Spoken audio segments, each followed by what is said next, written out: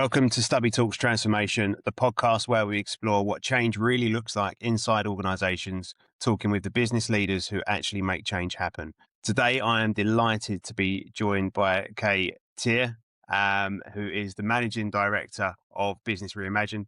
Kay, lovely to see you. How you doing? Good. Well, thank you, Dave. Yeah, looking forward to our conversation. Amazing. Now, Kay, for someone that is meeting you for the first time, what is Business Reimagined? Can you give us a bit of a backstory to what's led you to this point in your career? Sure. So I worked as a management consultant. Well, I guess I still do, but I worked for 5 different consultancies, all for 3 years each.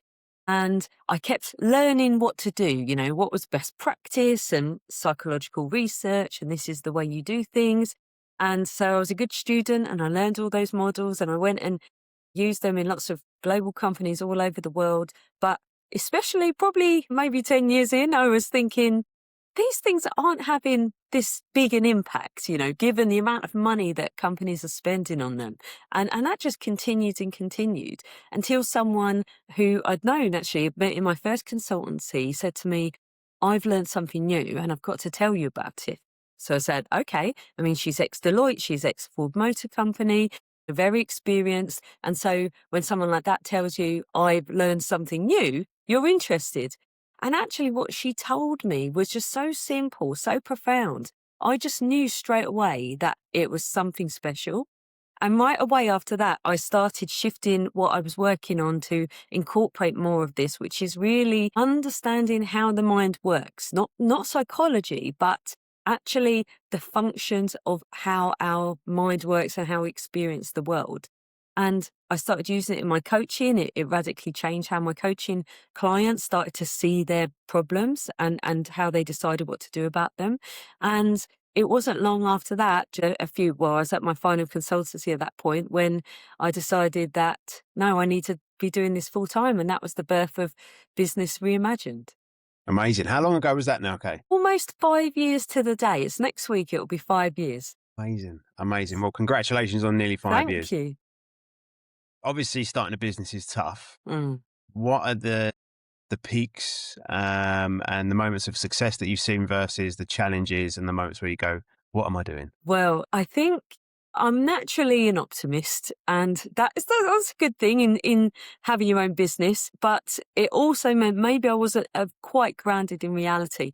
So I was already doing a lot of this work. I was working with these big companies, for different consultancies. And I thought, this is so good. Everyone needs this. Now, bearing in mind, it was 2021. So we were in the middle of COVID at that point. And because what I do now has this great impact both on performance, but also well-being, then I was like, well, every company is going to need this. This is a no-brainer. It's going to be great. And, guess what? It didn't take off the way I thought it would.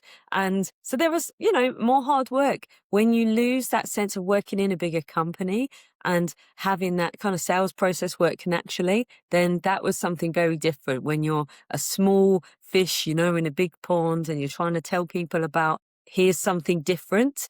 When you're doing it within something that feels safe in a bigger organization, it feels more trusted, I think. Whereas for a lot of other people, something different would be like, but what about all this? What about all this that we've always done? And I think people can be a bit also defensive about it as well. When you say, I don't believe in the way that works anymore. I actually think this is a much better approach. And again, if you've invested a lot of your life into the old ways, then that can be hard to let go of, can't it? It can, yeah. I think as well, to kind of touch on that, if you are talking to a business owner or business leader that has kind of created those ways of working as well, that defensiveness you mentioned is kind of, they almost feel like attacked that like, no, this is the way we do it. And this is the way we've been successful to this point. And I think to a degree, it's how do you kind of shift that mindset, if you like, to see the other side of the paper, like turn the page a little bit and see what's there and take that step back. So it's really interesting, that kind of that journey you've been on. You mentioned that kind of trusted element to it. When you're no longer in that big company and you haven't got that safety net behind you, what do you feel has changed for you in kind of your approach to you as a managing consultant on your own versus working in a big consultancy? Well, I think it definitely comes down to relationships a lot more for me, and different people may have their own approaches. But there's been a couple of communities that I'm a big part of now. One is the We Connect International, which is they certify women-owned businesses. So that's something that I really didn't know about at all before, which is surprising given, how many of these big companies already had this agenda. It was much it was a much bigger agenda in the US. Of course, Trump has undone a lot of those things lately. So, it's not quite what it was, but they had a lot of quotas for women-owned businesses, minority-owned businesses, veterans out there, and you had to fulfill certain quotas to be able to get government contracts. So it really was in companies' interest to have to do that. But actually, I would say that the big corporates, they really were invested in this. They did see themselves as responsible for supply chain, for driving change in the ecosystem. Because, as you say, it's about recognizing that where things have happened in the past, and if we don't want to repeat that, you have to take some kind of positive action. So, yeah, We Connect International has been great. And of course, the British Quality Foundation, which is where we met. Yep. So that was something that I got into through the awards. So the Beyond Limits program, which is our flagship program, we applied for the Excellence in People Development and Engagement Award with the British Quality Foundation. We were a finalist for that award, and that's really a high potential talent program that helps to achieve business outcomes, but through this unlocking of how we understand the mind. And so it's much more effortless and reduces stress at the same time as increasing its productivity. So the British Quality Foundation has also been a great community to get to know people and meet people and just share these ideas that are quite different, that are pushing boundaries. And I think in a community that's really has its roots in continuous improvement, people are much more open to, I'll listen to anything that has a proven basis for making improvements. Yeah, totally agree. I think the BQF, that kind of the quality and the excellence that it stands for, Mm, you've got an engaged and captive audience almost immediately, haven't you? And it's kind mm, of testament to the community. I love how people can kind of take that approach, whatever it might be, and go, okay, this is how we can weave that into what we do and how we do it. And there's always that, like you say, that continuous improvement piece where they might not overlay the entire model. They might go, right, this is where we need to improve X, Y, Z, and we'll forget A, B, C for now because we're fairly okay in them. Let's bring X, Y, Z up to a level and we go, right, now we can look at A, B, C. And people, I think, when they kind of look at the granularities of it, where they can really make improvements into the way they operate and the way they work, you've got, like I say, a captive audience there that is just willing and eager to learn and take on new things. mm. So with that said, Kay, can you talk us through how you go about your work at Business Reimagined? Is there a framework? Is there a model? How do you Mm. engage your clients? Yeah. Well, I'll just comment, if I may, on the BQF, the captive audience, because you're absolutely right. The people that we tend to see at BQF are captive audience, but I do find that it's not always translating well to the areas of the businesses that I typically work for. Now, Okay. sometimes I work directly with kind of business functions, but sometimes there's a central kind of learning and development function or talent management function, being that they want to have a say in that, and it's centralized.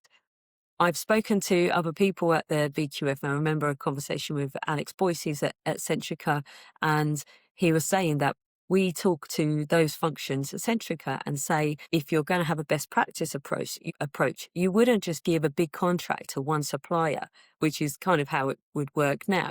Okay, we'll have a tender, it'll be X million pounds and it'll run for 3 years. And he was saying to me, but we should do a range of pilots, and we should get different people and see what works, and then we should award the tender. So I do think there's continuous improvement is great, but I don't know if it filters right through to organisations in the same way that in the women-owned business community, that sense about how organisation commits to supplier diversity, that also isn't really known in the business Mm. much out of the supplier diversity teams. That's what I found. Yeah, really interesting. Just to double back on that, I think again the captive audience bit is great, and people might take that into their job role and their function. So we could give a talk and we could talk about the great things that we do, but that's only a small part of a business potentially, depending on who you might be engaging. There's some massive Yes. corporates in that community. And like you just said, you kind of want to get to the right function where you can go, even if you ran a pilot for Mm. 20, 30 people, Mm. one, you can build a great case study from that. Two, they get to see the benefits of it and go, okay, this is interesting. Mm. And this for me is kind of the reason for the podcast, right? It's we move away from theory to the actual stories and the people that you've actually helped along the way. And that for me is kind of proof in the pudding at that point. So that's really, really key, I think, is speaking to the right people for one. Yeah, exactly. I'll come back to your original point now, which was about the framework and how we work. So typically I'd work with an organization that know they want to create some kind of cultural change, leadership change, or maybe even that just that they're working on some kind of organizational challenge. Right now, a lot of it's transformation, as you can Mm, imagine. yeah. We need to change our ways of working, and that can be processes, it can be people. And we will first go in and do research and to find out the current state of play at the moment. So, what's working, what needs to be changed, the rationale, the business context. And we would interview all of the participants that are going to go on the program and sometimes all of their managers as well, because we need to find out what is the change that you want to happen. Now, again, the more I've got to know the continuous improvement community, the more it makes me reflect back on my field of learning and development. And it's been really challenging, like all through my career. And all the consultancies struggle with it. And they have different levels of teams that do their own research, but it is difficult because personal transformation, it varies so much, because everybody's on their own journey and at their own start point. So that's a challenge. And that's definitely something that I've been working with different people that meet the BQF to say, how do we bring more of that in, that measurement piece? But anyway, we would get to a point and we would say, okay, so you want to change. Often there's quite a long wish list. People want to change 25 things. We have to say, based on the interviews, it sounds like these 3 things are going to be the most useful things to start moving the dial on right now. So, for example, it could be people having greater accountability. If I think about the Beyond Limits program, people collaborating better because that organization was very siloed. And it could be, it could be one about well-being, it could be one about process or even developing their team. So we would usually choose 3 areas. Then we would run a program. And again, it depends on what the company wants and needs and budget. But typically that would have a few day-to-day, full-day workshops where we could really get people thinking about those business problems. And we're helping people to remove the layers of visibility on those. So typically we see a problem through the organizational lens. So let's say we want to change a bonus structure. So you say, right, okay, so how do we see it now? And typically people are seeing it in the way it worked for me, the way it worked historically, the Mm, way we want it to work, the challenges that are going to be there, the regulations. These are not these are, I should say, they are complex. They're not easy things necessarily to solve. But often there's so much layered history there that you're kind of stripping and peeling back that until you get to a point to say, now we can look at this in a really clean way and a neutral way. What makes sense and what's going to help make it work? And then mm, that's what we help people to do. But that peeling away, you have to understand how the mind works, how we're seeing those things, because it's not just about the organization's perspective, it's about my own perspective, So all of those participants have their own lenses. And I often talk about it as people are in their separate realities. They're in like a virtual reality headset. And I talk to leaders a lot about this to say that you need to hear it from someone else. Don't assume that because you're all in the room, everyone's hearing the same thing. You're absolutely not, because it's filtered through our own learning and understanding and experiences. And that's why I think so much of communication fails a lot in change programs, because even though there's here are a couple of core messages, that goes nowhere near enough to really tackle what everybody's thinking and feeling. so true. I think for me, the bit I resonate with that is change isn't necessarily straightforward or easy. And you might have leaders that go, well, we want to change this process and we want to do this and we want to make this happen now. Great. I can appreciate potentially the urgency and how critical it might be, but is the culture right for it? Are you ready to go and take this change Mm, on? And I think that for me is the bit that I look at and question sometimes. The bit I love is the realization that leaders have is when they go, okay, so maybe we need to do some pre-work, 3 to 6 months, where we kind of get everyone on board. Yes, you need to invest that time for sure, just to make sure that everything's lined up. You don't want to, like you say, comms for change. You don't want to put them out and they land wrong because it's the wrong message. You don't understand your people. You don't understand what's important to them. That for me is kind of critical error number one. And you're trying to run before you can walk. And that's where I think a lot of organizations fail and suffer with change fatigue really is because they don't do it right. And the culture really isn't set up to implement these changes effectively, in my personal opinion. It's interesting you mentioned the word transformation. What does that word transformation mean to you, Kay? Transformation. Well, I typically work more in the personal transformation, and that leads out to the organizational transformation. But for me, transformation is doing something different because we see things different. So you're not the same person that you were before. And that for me is real transformation. And that's what people say. They're like, I don't see it the same anymore. And actually what's nice about the work we do is because people suddenly understand where their experience comes from. I remember in that Santander program, there was a piece of feedback that just really stuck with me, which was, I'm a better leader, I'm a better parent, and I'm a better human. And so, that's transformation. That is someone who is really seeing differently and showing up differently to their team, to their children, to their partner, and being a real different role model in the organization. So yeah, I think, that transformation is amazing when you get there. But I think companies, to your point, they want it done in a millisecond. And that just isn't the case. I actually think change isn't always difficult if you put the time in, but that's what I think happens at companies. Suddenly there's this urgency, revenue's down or our competitors are getting ahead of us and we have to make this switch. And then they don't go through that process of helping people to understand where they're at and what it means for them. And that's the kind of work that we do, where people understand their own thinking about it, not just the communication, but their own perspective on it. And when you help them be okay with that, then even people that we've worked with, when they've exited the business, they exit well. When they've stayed within the business, they're less stressed, they're more productive. We had this with one of our clients where by their own admission, they wanted to do a transformation. They had it all set up. They were working with one of the big four, and we would just kind of came in. I met them through the Women Owned Business company, We Connect, and they were saying, "Oh, I love the sound of what you're doing, but we're just so busy at the moment. We're in the middle of this transformation, and I just don't know if we've got the time." And I said, "Well, what I do helps people have more time because you slow down, you're less stressed, and that will help you in the long. So if you want to do a pilot, let's do it." So they did a pilot. 22 people at first had 3 coaching sessions of our unique peak performance coaching, and that went so well. We've actually gone on and worked 4 years with that client through 3 of their transformations.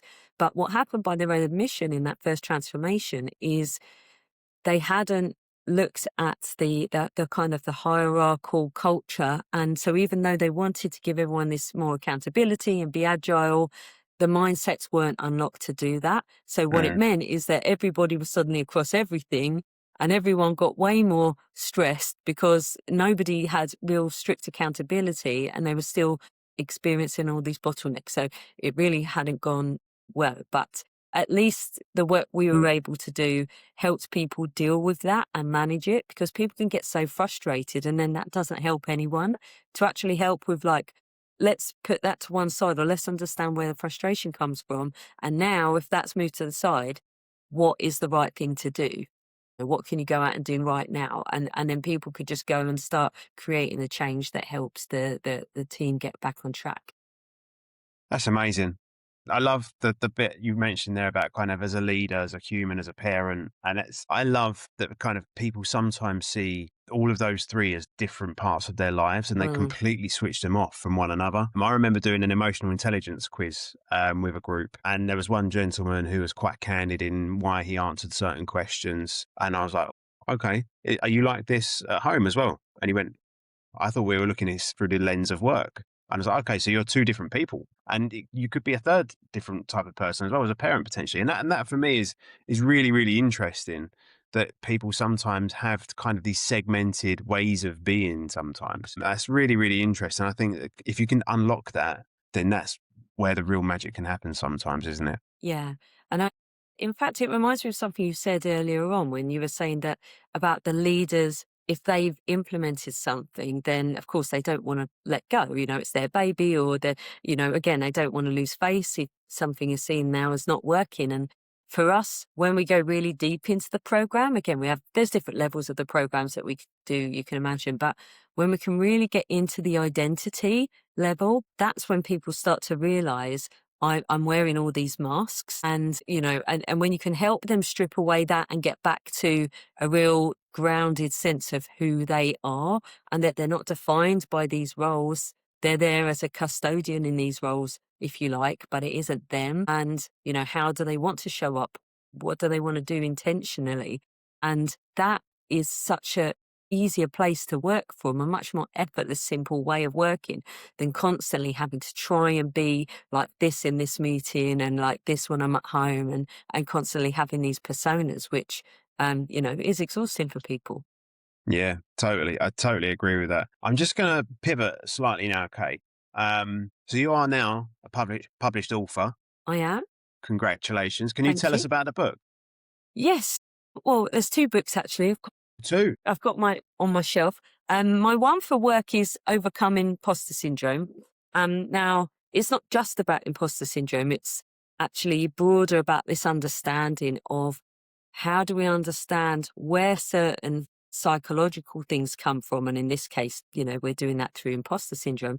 It just happened to be a topic that was just coming up so much. And I was working with different organizations on. It's more common for women, or at least that own up to it, although, of course, plenty of men have come up to me as well and said, no, no, I resonate with this.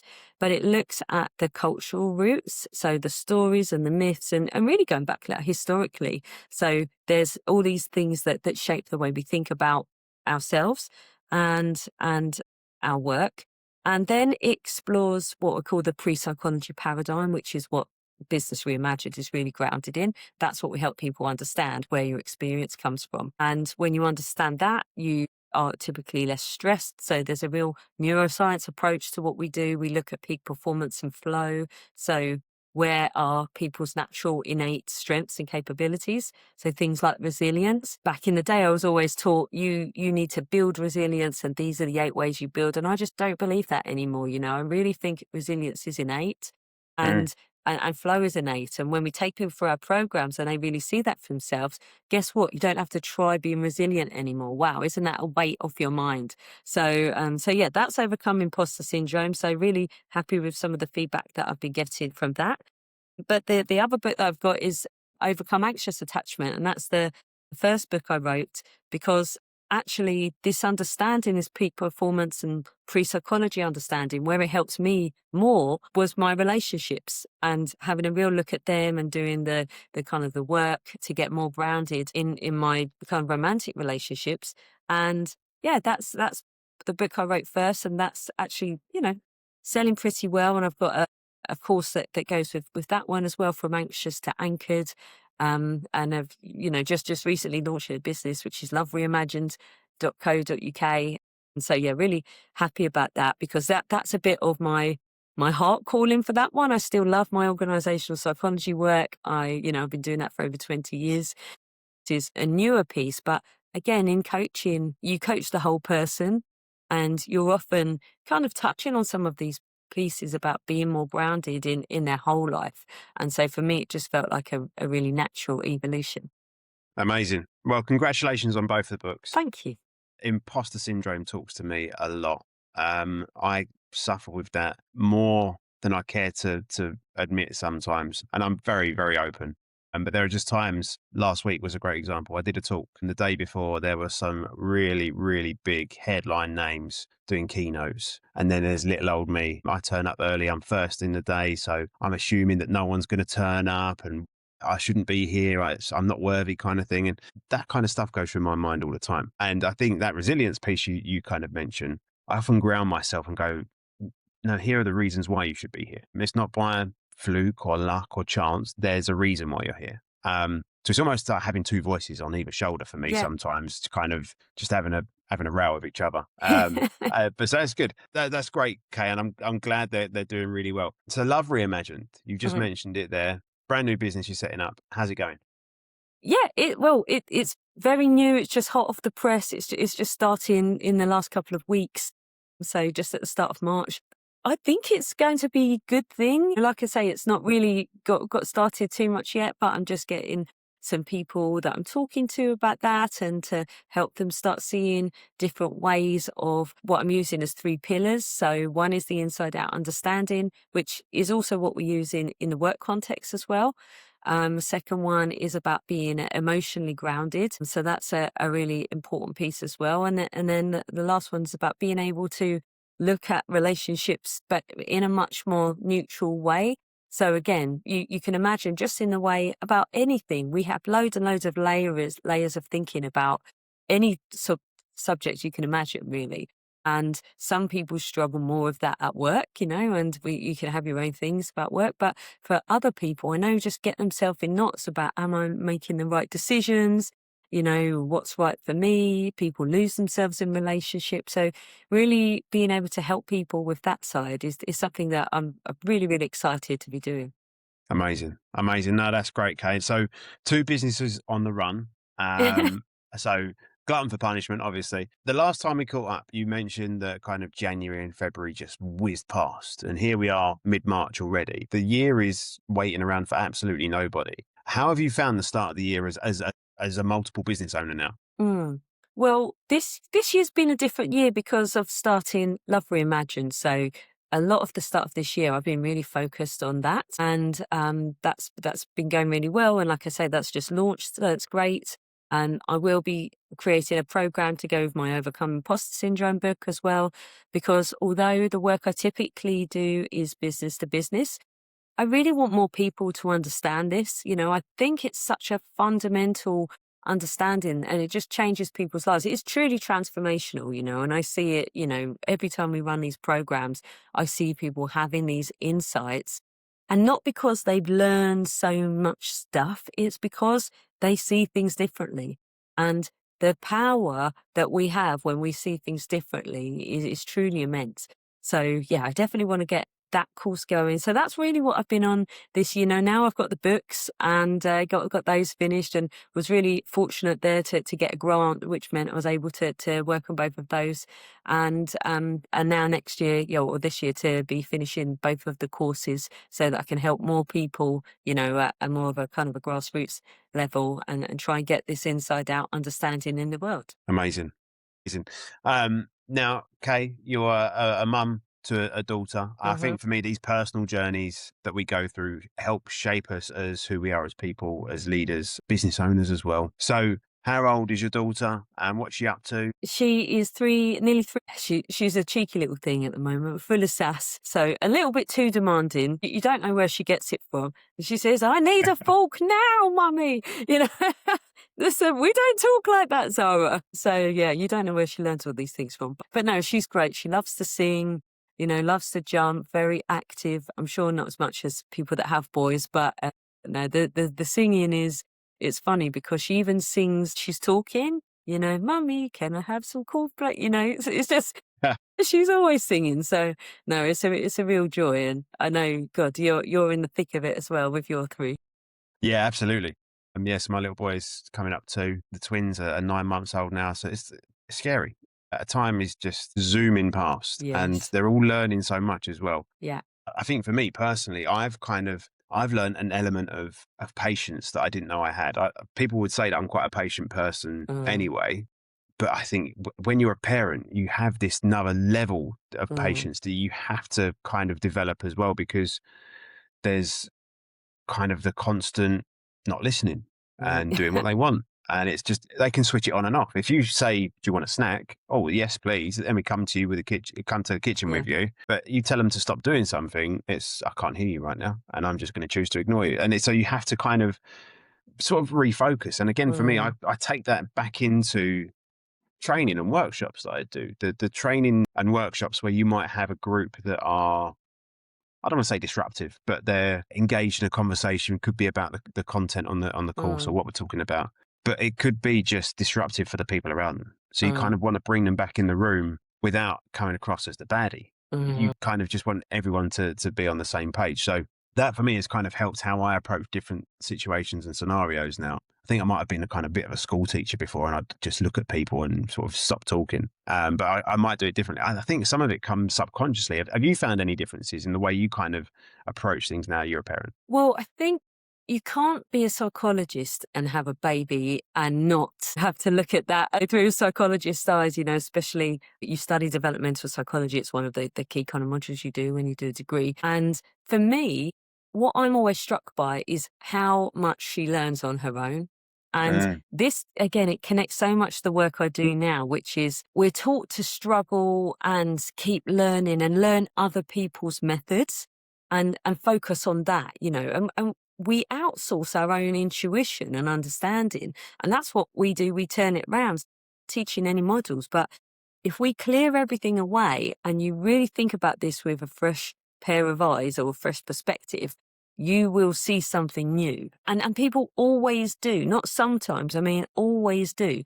And that's like with her, when just the amount she learns, because, at this age, she doesn't have that executive functioning, the self-talk, the two people that you said having an yeah, argument when you did your talk. But children develop that about age 7. So they don't have that. So all they're doing is everything's new and they're taking everything in and absorbing it. If we help people get back to that piece, which I think is more like our flow states, and the neuroscience has really caught up a lot and told us a lot about flow, and it just shows that our brain really settles down. And that's why flow states feel so good. We're just so absorbed in what we're doing. So, we lose track of time and we just have this absorption and this intrinsic motivation. And that's free as well. I try to say to everyone, yeah, you might pay for the course, but the productivity gains you get are free and people can use it again and again and again. So that's really what I just take, the kind of the wondrous, how little we need to do as parents, apart from obviously feed them and, but otherwise they're just off, developing and growing and